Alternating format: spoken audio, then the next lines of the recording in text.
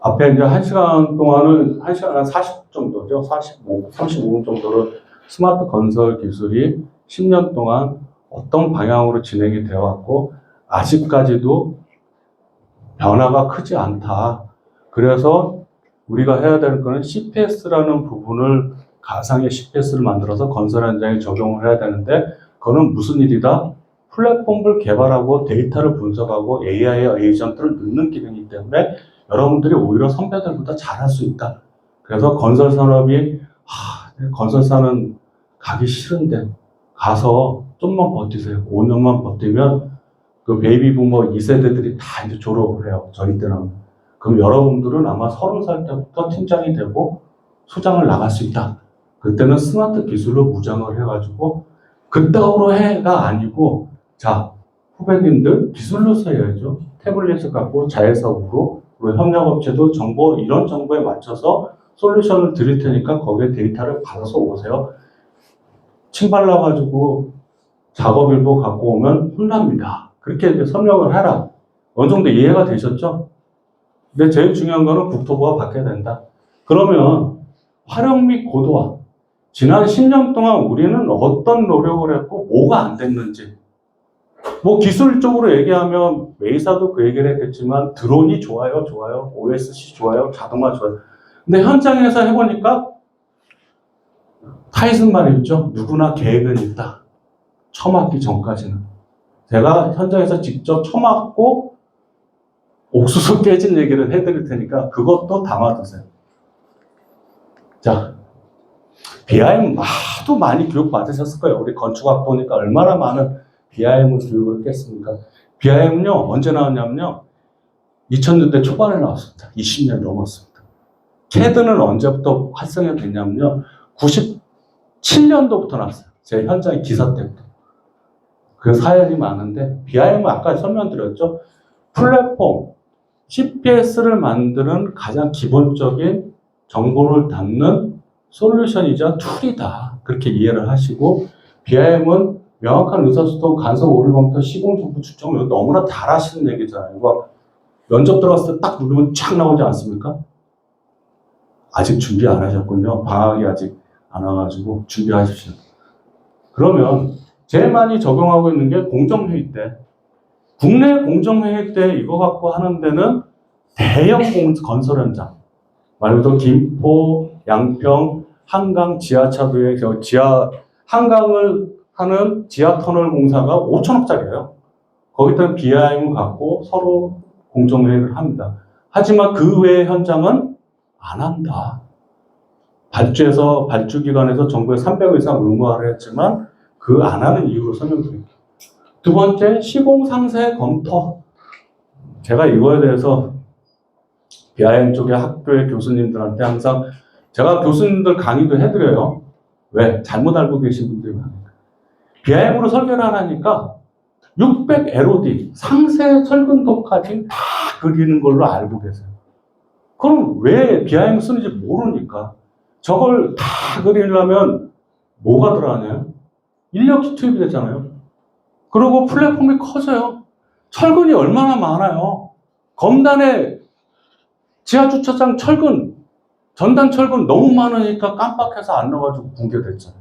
그만큼 많아요. 그런데 간섭 검토는 딱 필요한 데가 있어요. 여러분들 구조 철근은 33mm 이상 되는 걸 아시죠? 이만한 파이. 얘는 현장에서 절단하고 절곡하기가 힘들어요. 그래서 철근 가공 공장에서 미리 주문을 해가지고 와서 현장에 설치합니다. 그랬을 경우 이런 주탑, 교량공사 때 주탑이 해상 주탑이든 육상 주탑이든 15m 이상이 되는데 거기에서 구조 철근이 33mm짜리가 튀어나왔어. 그러면 어떻게 하나요? 불어내야죠. 불어내면 그걸 갖다가 구조 검토도 해야 되고 검측하고 하는 난리도 아니에요. 그래서 이렇게 주요 부재에 대해서는 부재 간섭 복잡도에 대해서는 하면 된다. 구조 철근은요, 300 LOD까지만 설계해도 구조 철근 다 들어갑니다. 스트럭처, 뼈대 철근. 거기까지만 하면 되는 거예요. 근데 600까지 하래요. 그럼 환장하는 거죠. 설계사에서들은 계속 하고 있는 거고. 그리고 시공 표본 3D로 구현해서 볼 수 있다. 그리고 건설 정보 관리, 이게 가장 핵심이죠. BIM으로 설계하지만 우리가 이해하는 작업일보, 시방소, 검증보고서, HWP 한급 파일이 아닌 플랫폼에 제가 구현됐어야지 XYZ 잡혔으니까 코딩할 때 얘랑 정보를 연결해서 컴퓨터 보면 메모장 클릭하면 탁 터뜨듯이 그렇게 관리를 해야 되니까 건설 정보의 BIM 설계가 중요하다. 자, 공정 관리했습니다. 제가 이런 영상 보여드리는 게 왜 그러냐면 아까 600 LOD까지 하는 거는 설계 BIM이라 하고요. 그리고 아까 200 정도에서 100에서 시퀀스를 넣는 시뮬레이션을 하는 거는 말 그대로 라이트 BIM이라는 개념을 했더니 이제 국토부에서 이름을 바뀌어서 뭐라고 하냐면 모델링 BIM이라고 하고 있습니다. 그래서 왜 모델링을 하냐면 이런 교란 건설할 때 요즘 기술형 입찰이 많이 들어다 보니까 이런 환고리를 만들고 그리고 우리가 이제 교란 바닥판이라고 그러죠. 모듈을 갖다 생산해서 넣는데 이거 공사 경험 있는 사람이 많지를 않아요. 저희 때가 어떠냐면 저희 선배님들이 저희보다 10년 위에 60대 선배님들이 건설회사 들어왔을 때는 대리도 현장 소장을 갔어요. 대리급에서. 사람이 부족해서. 근데 저희는 베이비 부모에 태어났잖아요. 그래서 건설회사 딱 갔더니 제 나이가 되면 그래도 본부장급 나이 이상인데 건설 현장에 소장을 했으면 5개 현장 이상 경험을 합니다. 대리 때부터 들어가니까.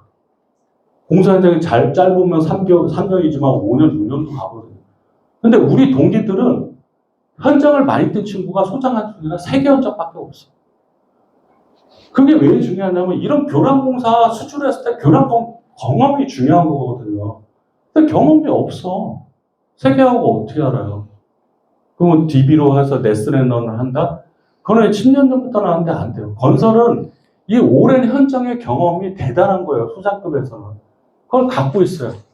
후배들한테 안 나눠줘. 대단한 것들. 근데 자기는 보여. 이 설계도만 보면 우리 소장급 해가지고 한 20, 30년 되면 이 교란공사 때 문제점이 뭐고. 그래서 그거를 후배들한테 가르치기 어려우니까 말로 설명 안 하자고 화부터 내잖아요. 저처럼. 그래서 이런 모델링 BIM을 활용해서 이런 공정은 이렇게 들어가는데 여기서 부족한 부분, 우리가 주의해야 될 부분은 이렇게 해야 돼. 그래서 가장 많이 쓰는 게 이 모델링 데이터예요. BIM. 아까 이제 철근 600 LOD까지 필요 없다 그랬죠. 33 구조 철근부터 검토할 수 있게 하는 게 중요하다. 맨날 철근 상태도 간섭 해결할 수 있고 뭐 할 수 20년 동안 그 얘기만 하세요. 중요한 게 그게 아닌데. 지금은 이거는 디지털 모금만 스트레스 이런 철근 현장에서 못 불어내잖아요. 절공 못 하니까. 그거 사전에 검토하는 게 그거 하나로 끝.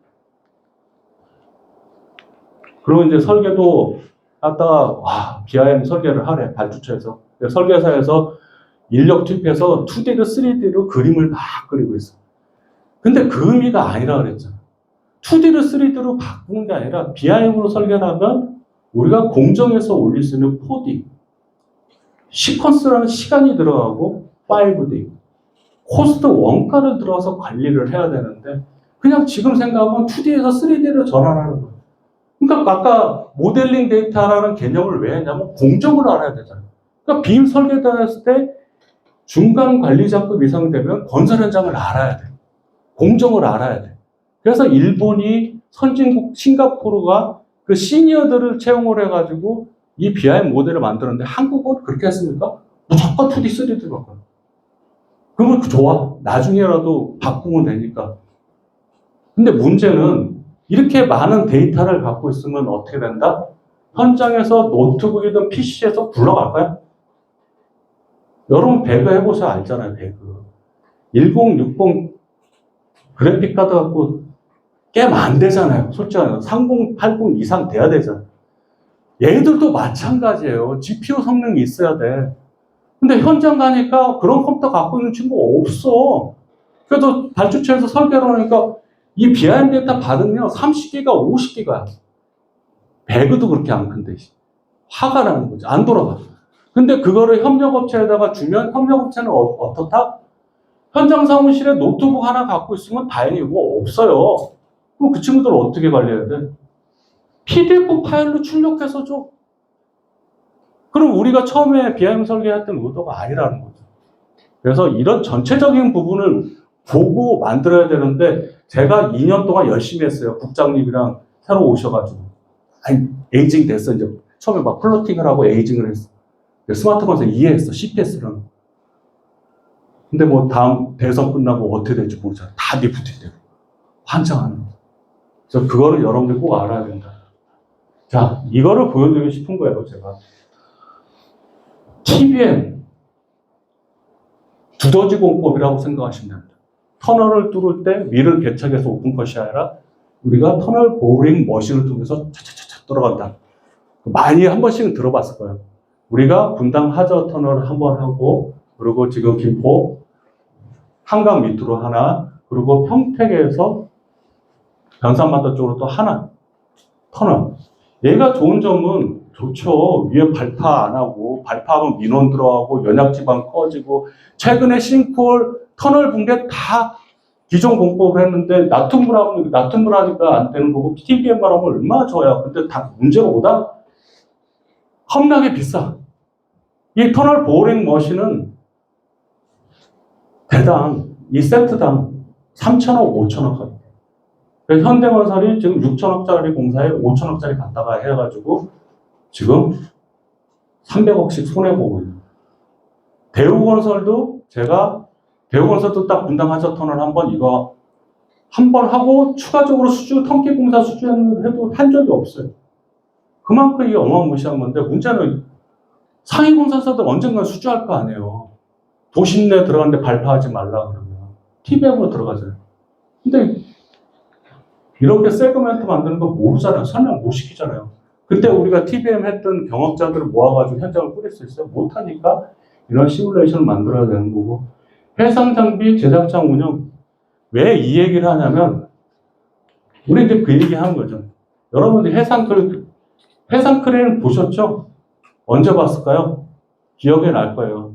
10여 년 전 세월호 침몰했을 때 그거를 끌어올리기 위해서 국내에서 한 대밖에 없는 해상 크레인. 저 친구가 일대가 얼마일까요? 하루 운영하는 비용. 그 당시만 해도 3천에서 5천.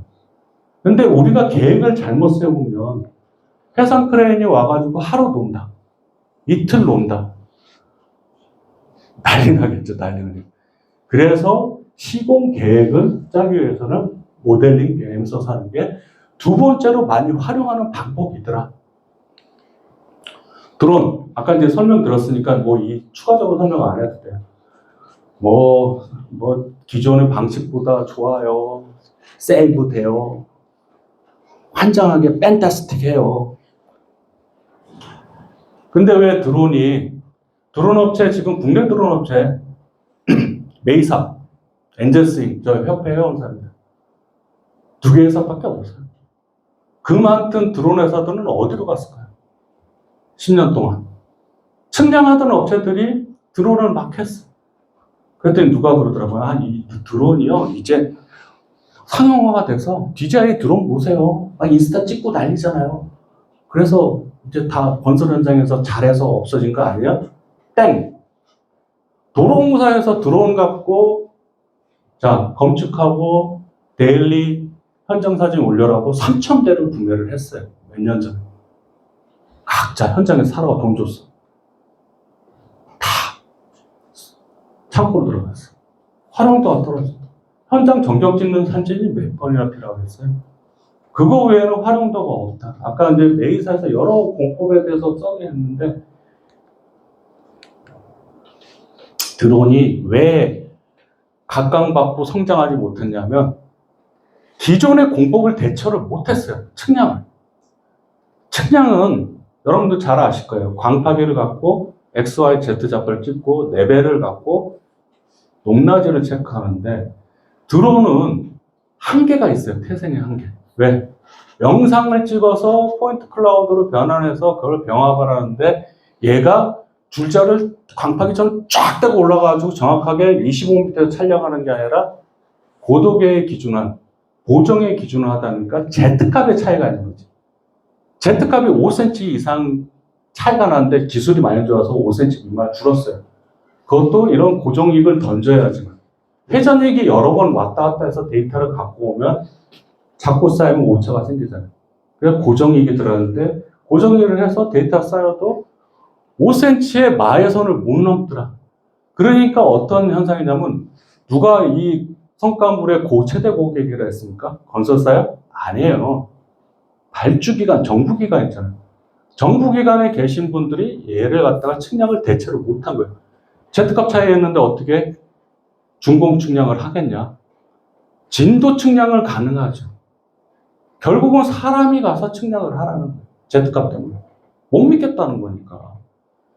그래서 제가 이제 제안을 하는 게 뭐냐면, 자, 그러면 이거라도 아예 법제화를 시켜달라. 준공에 관련돼서 측량은 사람이 인력을 하더라도 기존적으로 이 드론에 대해서 산업이 커지려면 측량을 대체하는 공법으로 설계 지침을 만들고 시방서를 만들어주고 누군가를 총대를 메고 시행착오를 겪어봐야 된다. 그 얘기를 10년 동안 했는데도 아무도 손을 안 듭니다. 도로공사도 그렇게 얘기를 합니다.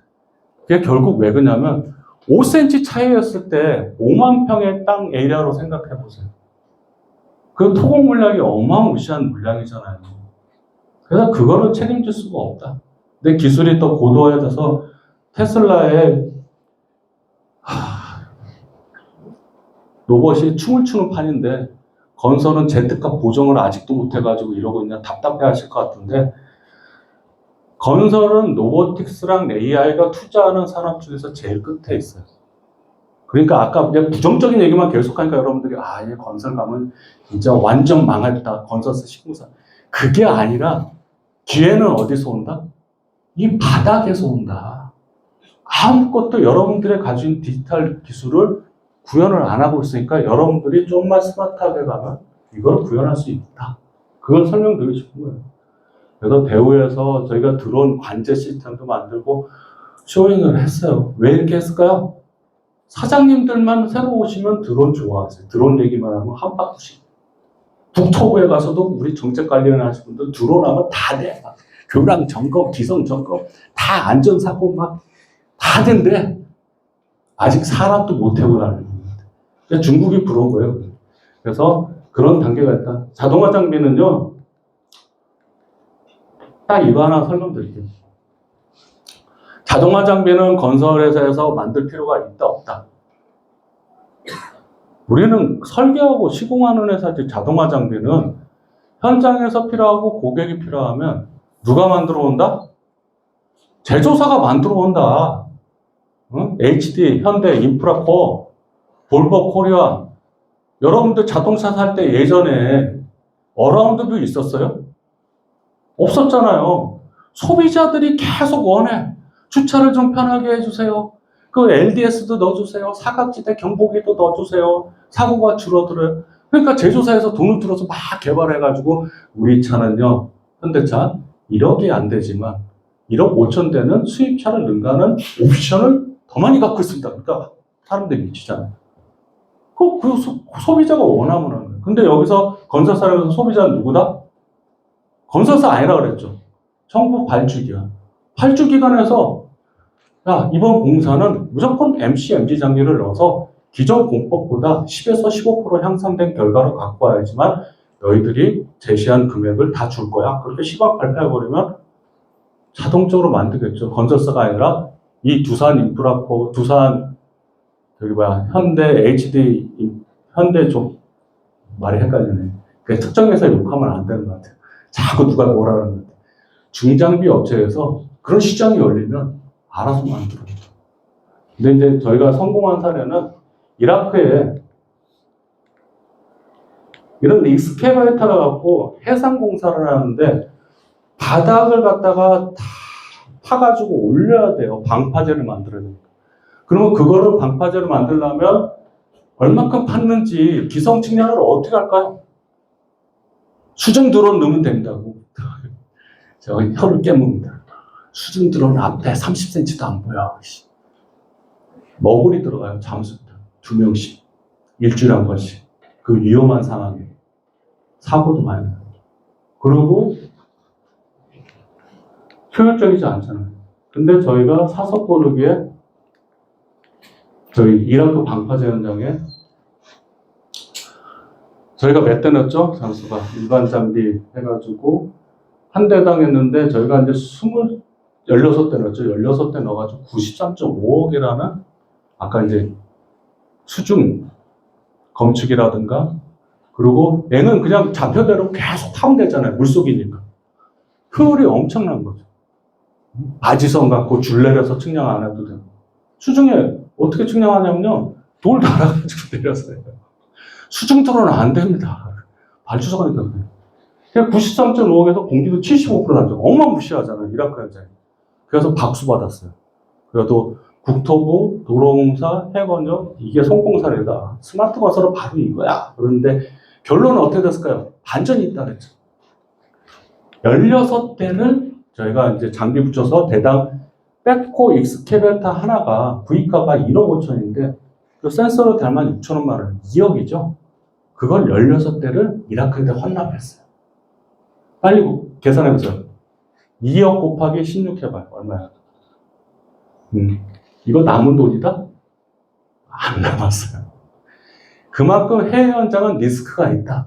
그렇게 안 하면 기성 안 준다고 배째라고 탁 나옵니다.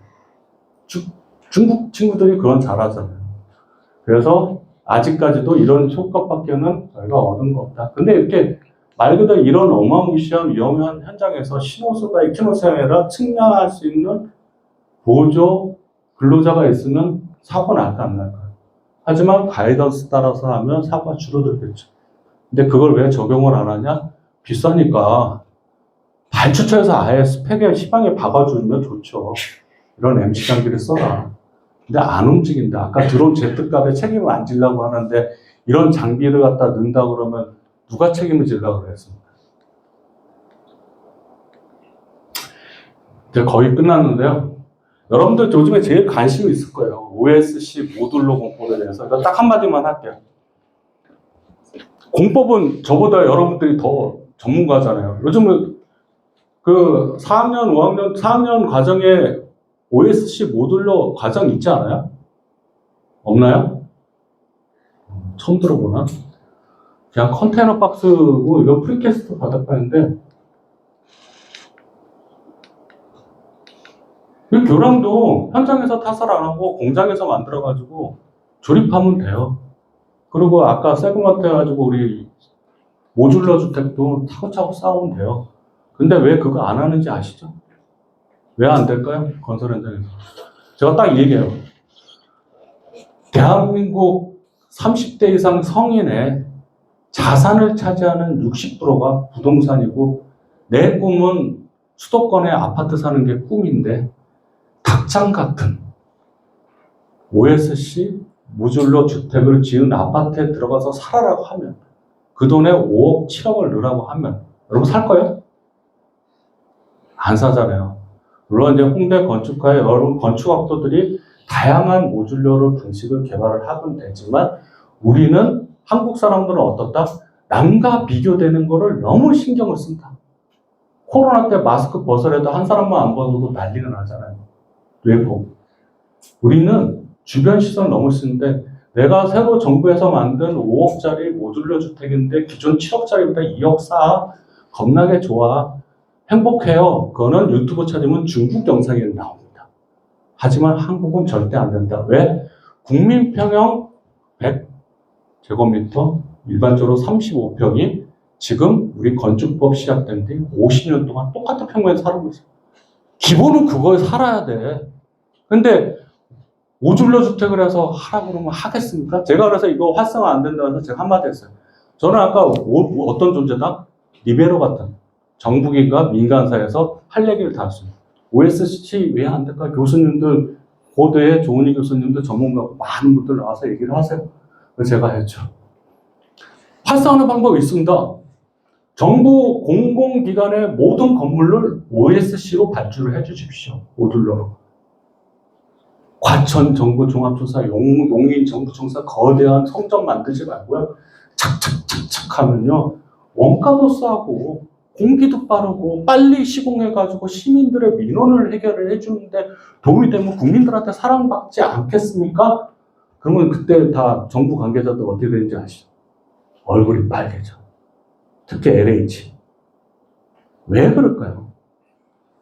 이 유일하게 건설 산업에서 소비자인 민간한테 팔 수 있는 게 이건데 민간 자체도 갖가지 건축법으로 제한을 했기 때문에 우린 거기에 너무 익숙해져 있다.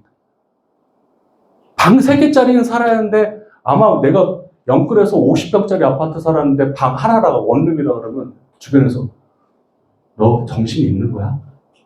어떻게 방 하나에 살 수 있니? 50평인데. 그게 우리의 현실이라는 거죠. 그래서 아무리 공법이 되고 해도 안 된다.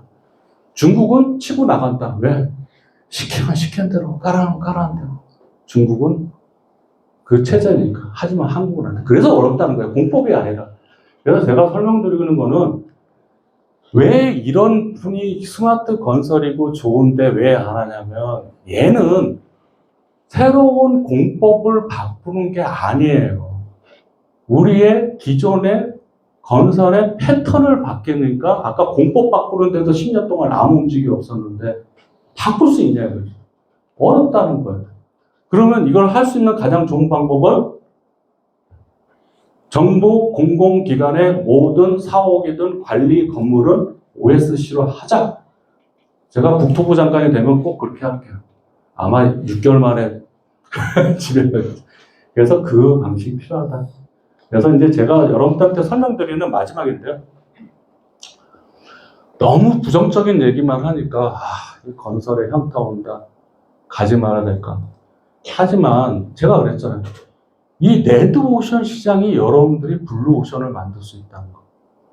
우리 선배님들 이제 회사 나왔으니까 위에서는 이제 팀장님, 상무님 그렇게 했지만 형 동생 하는데 형 동생 사이에는 우리 뭐 까라면 까라는데 시키는데 여러분들은 세상이 바뀌었잖아요. 너무나 일 시키면 싫어해. 그리고 새로운 부분에 대해서 기술을 접목하고 싶어. 여러분들 지금 2000년생 이후 태생이죠? 여기 만학돼가지고 90년생 있고 그러지 않죠? 어렸을 때 또 자에서 우로 밀어서 컸잖아요. 저희 딸도 그렇게 컸는데. 얘 보고 수기로 쓰라고 안 하지. 그럼 건설 현장도 그렇게 바뀌어야 되는 거고, 여러분들이 해야 되는 거는 고참불 우리 둘이 현장 팀에서 노트북이 다운됐어. PC가 다운됐어. 윈도우 만들어줬고 누가 해? 항상 막내가 와서 해요. 우리 잘 못해. 근데 저는 게임도 해요. 배그하고 이 IT를 하니까. 잘 못해. 근데 여러분들은 그 기술들을 활용을 할 수 있는 시장이 이제 열려 있다는 거예요. 그래서 스마트 건설을 개념을 제대로 잡고 항상 우리는 새로운 산업이라는 것을 성공한 산업으로 모방을 한다. 그래서 제조업의 혁신에 대해서 어떻게 건설로 옮길 건지 공부를 해서 아마 정부 준기간에 시험을 보고 면접을 가신 분들은 개인 레포트 쓰는 주제가 이게 나올 거예요. 네. 아까 얘기했던 공단이든 공사의 문제를 제가 내니까. 그래서 그런 것도 공부하고 마인드를 바꾸고 현장에 건설회사 가더라도 다 고생을 해더라도 제가 아까 얘기했죠? 몇 년 참아라? 5년. 5년 참으면 베이비 부모들이 훅 나간다. 그럼 여러분은 30대 후반부터 팀장을 하고 40대부터 건설의 강자가 될 수 있습니다. 항상 산업이라는 거는 이렇게 사이클이 전환되니까 너무 부정적인 생각 갖지 말고 제가 보기에는 대한민국의 미래가 밝습니다. 여러분들이 있습니다. 강의는 여기까지 마치고요. 질의응답 받겠습니다.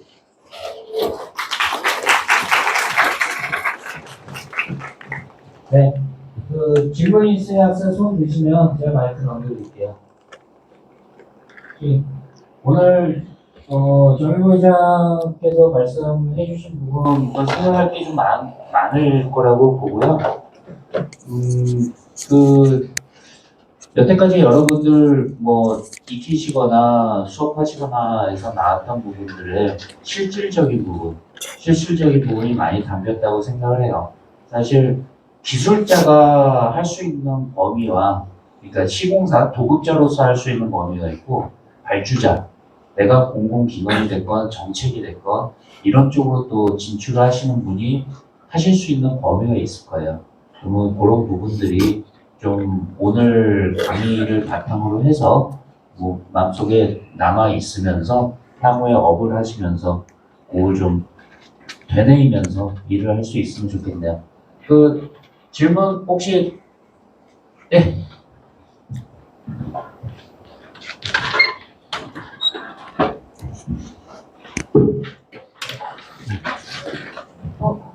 먼저 2시간 동안 강의해 주셔서 감사합니다.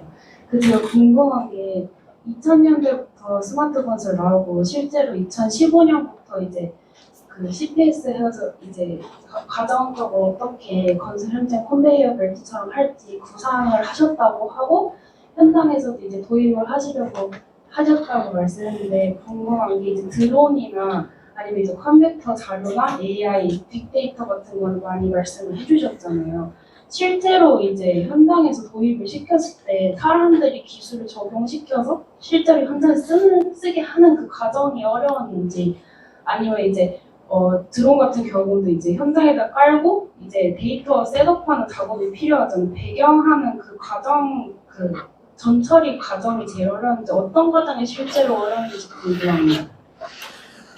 아까 우리 하 팀장 밖에서 들었는데 질문이 송곳처럼 온다. 근데 좋은 질문 하셨어요.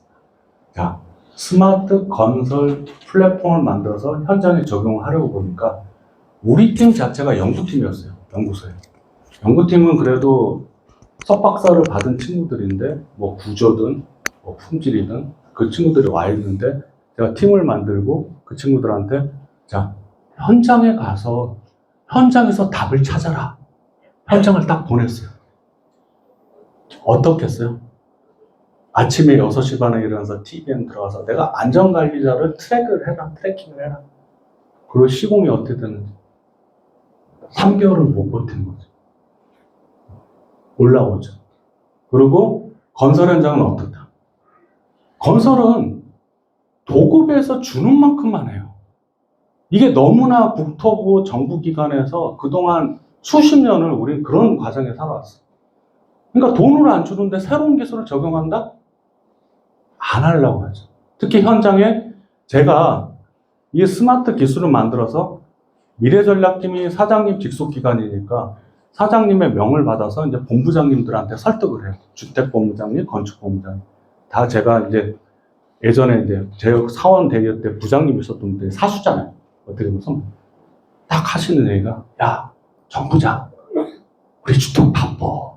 우리 하면 안 돼. 반대를 해요.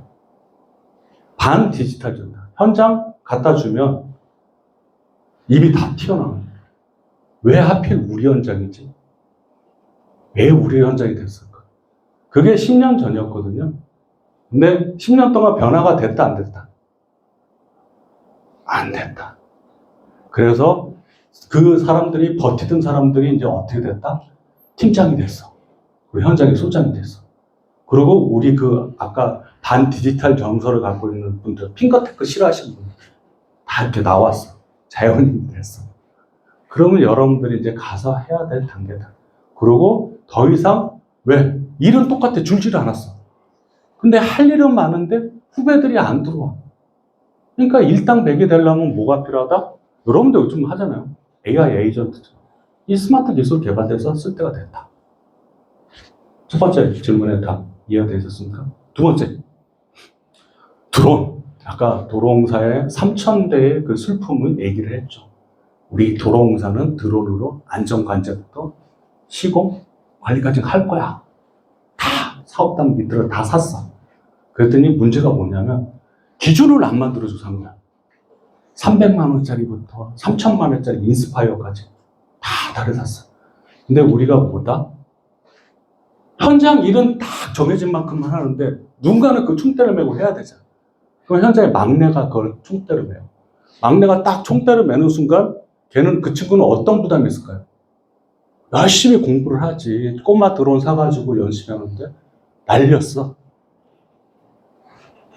3번 한번 떨어뜨립니다. 박살나면 혼나잖아요. 거기다가 다 틀려. 뭘 해야 되는지도 몰라.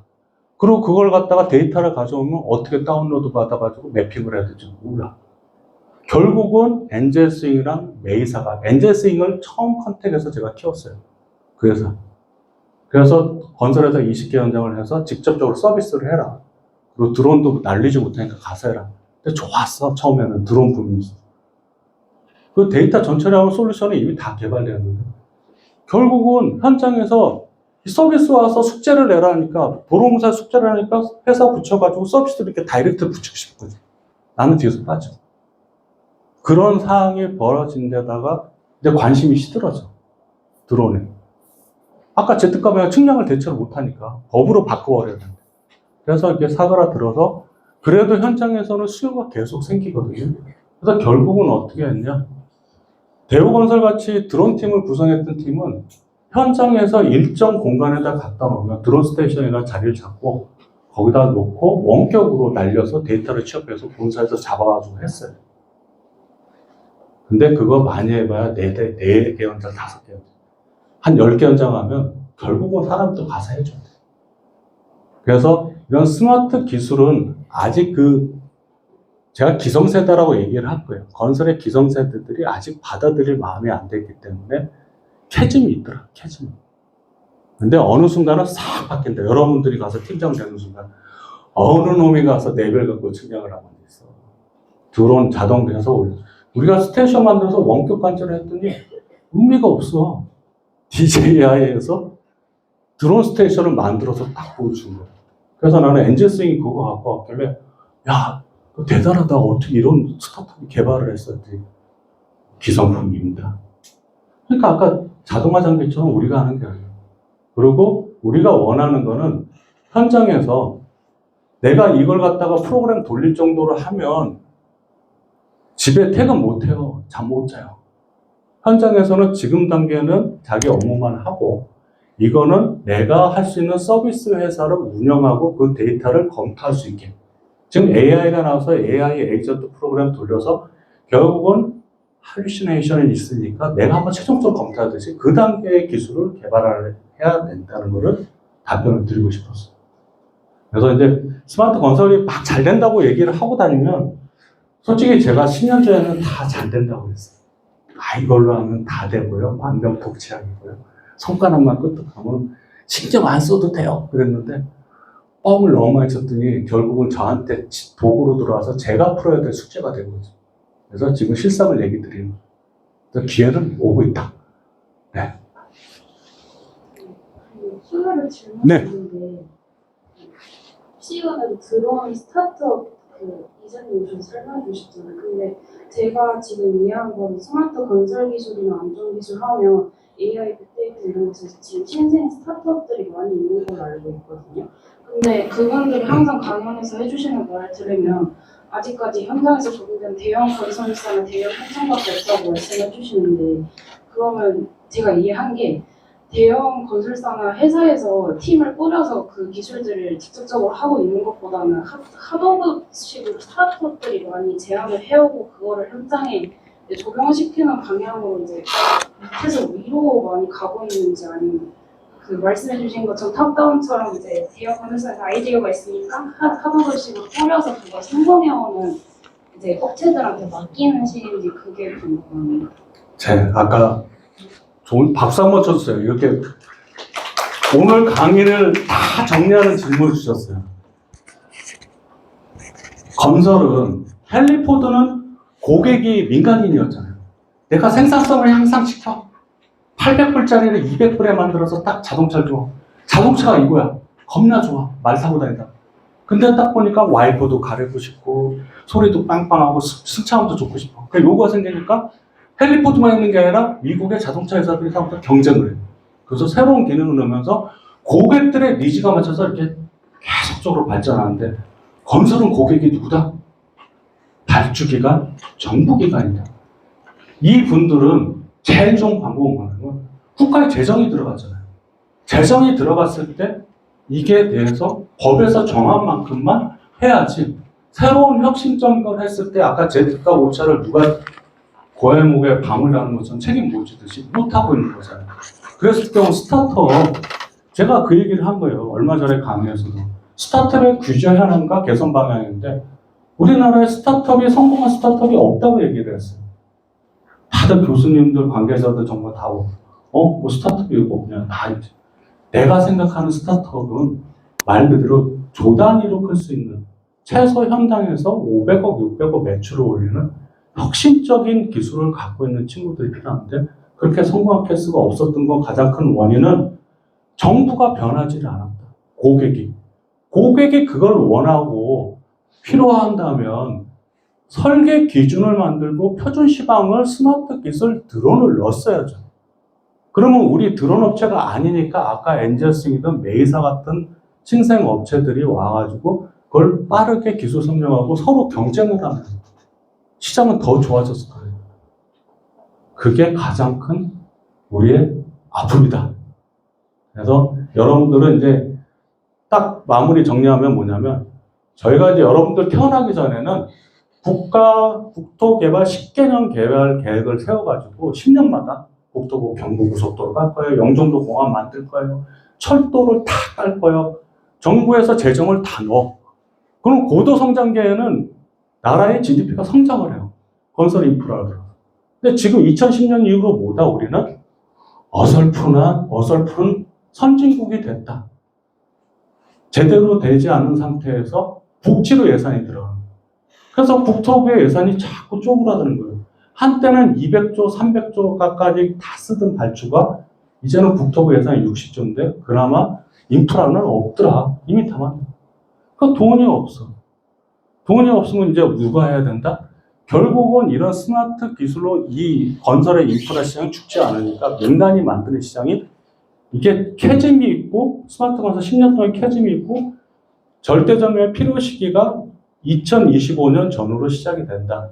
그래서 이제 터닝 포인트예요. 세상이 바뀌잖아요. 관세 정책에서 모든 게 건설이 이제 끝까지 왔어. 그래서 지금 바뀌는 시장이니까 여러분들이 또 한 번 정리를 하지만 건설회사 가더라도 꾹 참고 5년만 버텨보자. 그러면 우리들이 주력이 되는 세상이 올 거다. 그 주력이 되려고 하면 내가 뭘 잘해야 된다? 스마트 건설 기술에 대해서 이해를 많이 하고 과거의 선배들이 보여주지 못했던 부분들을 우리가 바꿔가면 된다. 그렇게 정리를 하고 싶네요. 답변 되셨습니까? 저 협회 유튜브 채널을 듣고 보니까 구독, 좋아요 하시고 대표 전화번호 메일로 전화 주시면 제가 답변을 해드립니다. 네. 혹시 마지막 질문 제가 한번 받아볼까 하는데 혹시 질문 있으신 학생이 있으실까요? 네. 없으시면 오늘 이것으로 특강을 마치고 오늘 좋은 말씀 많이 해주신 절구 회장님께 박수로 화답하면서 강의 마치겠습니다.